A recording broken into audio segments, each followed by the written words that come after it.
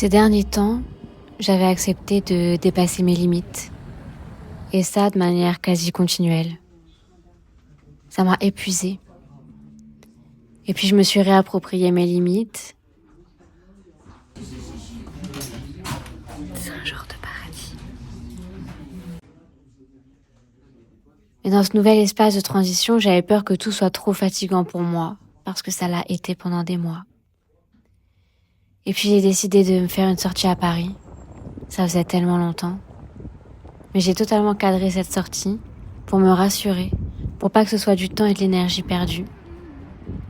Et j'ai repéré le magasin d'art dans lequel j'allais aller. J'ai repéré la librairie dans laquelle j'allais aller. J'ai repéré la maison de la presse dans laquelle j'allais aller. J'ai vu l'itinéraire. Ça m'a pas empêché de laisser place à la spontanéité, d'aller me poser dans un café qui n'était pas dans le plan. Mais cette structure de base me promet une sortie de qualité. Et ça a effectivement été une superbe sortie à Paris.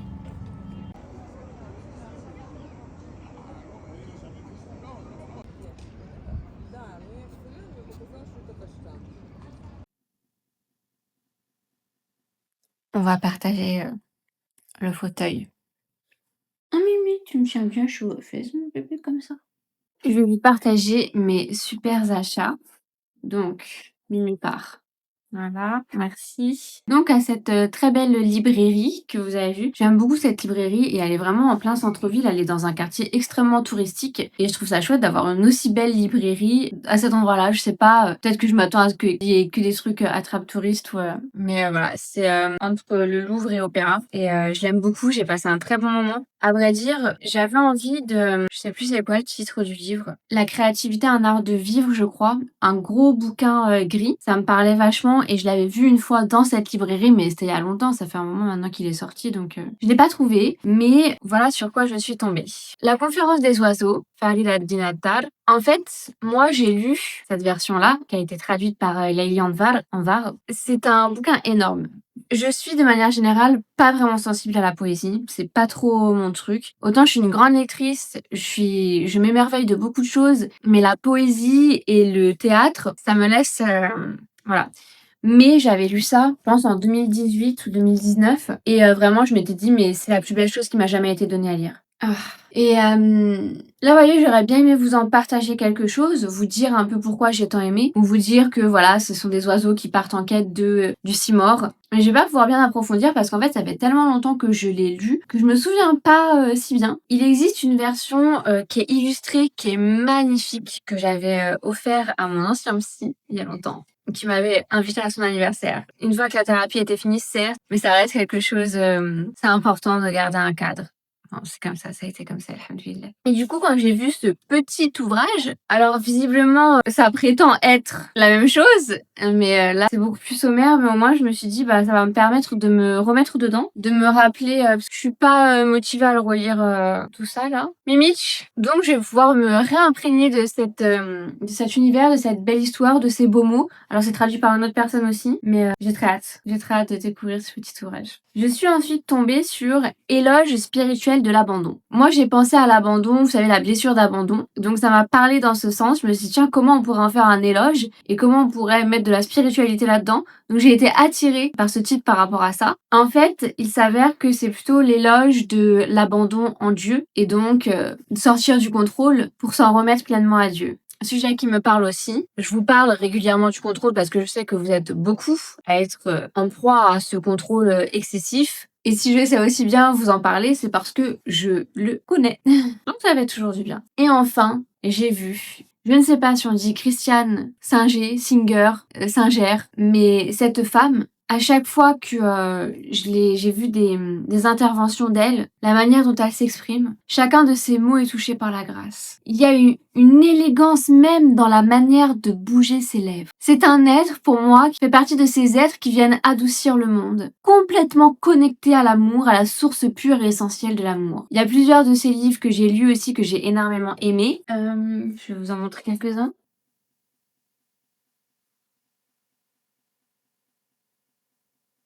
Le premier des 3 que j'avais lu, Éloge du mariage, de l'engagement et autres folies. J'ai lu il y a longtemps. Je vais essayer de trouver une phrase que j'aurais soulignée. Bah non, t'as rien souligné. C'est pas possible, je vois une photo de ce livre où là, il y a une page qui est cornée. Je vais avoir besoin de mes lunettes. Faut que je le relise, parce que moi, dans mes souvenirs, j'avais tout souligné. Ah là, il y a un petit cœur.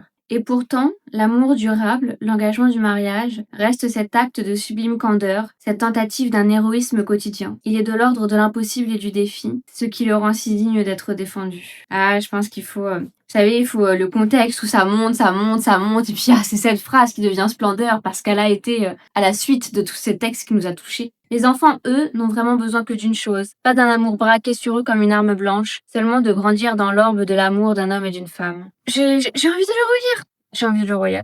Dieu merci, ma mémoire fait que je peux me réjouir à nouveau d'un livre déjà lu. Seul ce qui brûle, c'est un roman qui m'a beaucoup touchée, beaucoup marqué. C'est extrêmement particulier parce que l'homme jaloux va affliger un châtiment extrême à sa bien-aimée et elle va le subir avec une patience folle. Et à la fin, on voit que elle est profondément triste d'avoir généré chez son époux un sentiment si désagréable qu'il a choisi de la châtier ainsi. Ça paraît fou parce que voilà, aucun châtiment n'est, un homme n'a pas à punir son épouse, etc. Mais en fait, la manière dont c'est écrit, la manière dont c'est tourné, c'est magnifique. Moi, je trouve ça magnifique. Et enfin, du bon usage des crises. Celui-là, je l'ai lu récemment. Il y a plein de jaunes dedans, voilà. Et je l'ai trouvé magnifique. Moi, il y a des choses, je voudrais que tout le monde les lise. Tu es cher à mes yeux. Tu m'es précieux et je t'aime. Isaïe 43. Donc ça, je suppose que c'est un passage de la Bible. Si nous ne regardons pas de son regard, qui regardera? Pourquoi ces moments sont-ils si rares où nous entrons dans cette liberté de témoin du divin? Opaques. Nous sommes opaques de tant d'identités superposées, entravées, encombrées, tous le fruit de quiproquos divers. L'un me prend pour sa fille, l'autre pour sa sœur, le troisième pour sa collaboratrice, etc. Et dans tout cela, où est l'espace vide pour sa présence? Regardez-moi donc, regardez-moi comme je suis chargée. Toutes ces personnes installés sur mes épaules, mon papa, ma maman, mon grand-papa, ma grand-maman, mon institutrice, mon mari, mon patron, et tous si bien installés, et je ne bouge surtout pas, car ils pourraient glisser, les vieilles personnes ont les os friables. Tout est poésie, j'aime trop. Voilà, c'était pas le propos de la vidéo, mais du coup, là j'ai vu une passion entre ciel et chair. Rien que le titre est magnifique, donc je vais m'en délecter.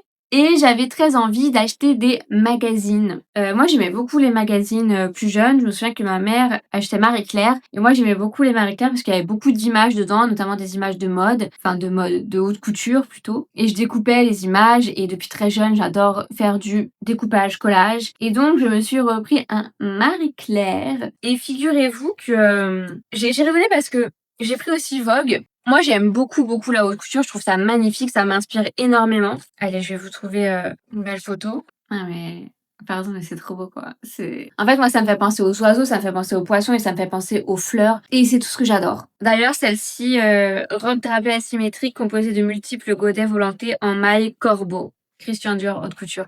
En fait, ça fait partie des choses que j'aime bien regarder sur Instagram, des images comme ça de haute couture. Et donc, puisque je n'ai plus sur Instagram, je me suis dit, bah tiens, je vais faire version magazine et en plus après pour découper et coller les images, et je peux mettre dans mon journal de junk journaling que je vous partagerai à une autre vidéo peut-être. Et en fait, du coup, je suis à la maison de la presse, je prends ça et une autre partie de moi prendrait plutôt psychologie magazine, science et je sais pas quoi. Et je me suis dit, ah c'est marrant, je dois avoir l'air d'une fille un peu superficielle ou de... Mais j'ai bien aimé aussi cette image-là, et moi je sais de toute manière ce que je vois à l'intérieur. Et finalement, je me suis mis à lire un peu la Marie-Claire, les articles et tout. Et c'est pas du tout superficiel. Et je suis bien contente d'avoir découvert ce que Marie-Claire avait à me faire découvrir. Il y a un truc, ça va pas forcément très intéressant, mais par exemple, là, il y avait un long article sur cette espèce d'oiseau trop mignon qui est en voie de disparition. Et donc voilà, ils ont raconté un peu là les dernières tempêtes, les dernières problématiques qui ont fait que ces oiseaux ont été en difficulté,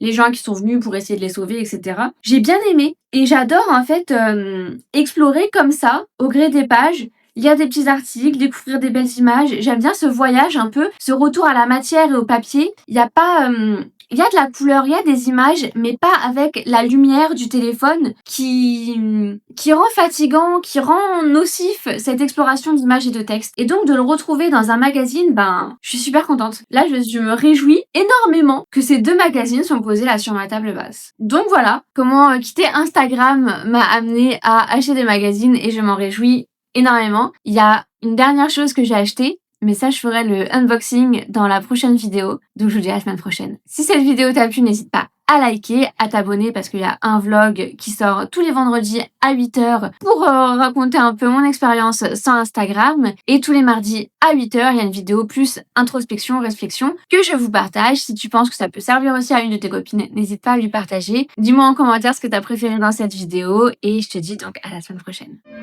Je crois capter les ondes venues d'un autre monde. J'ai jamais eu les pieds sur terre. J'aimerais bien être un oiseau. Je suis mal dans ma peau. Je voudrais voir le monde à l'envers. Pour faire danser dans les soirées de nos cieux vivants. Les cartes dans la piche, je faut parler de moi, que les filles soient venues, qu'elles se jettent sur moi, qu'elles se ferment, qu'elles s'arrachent ma vertu.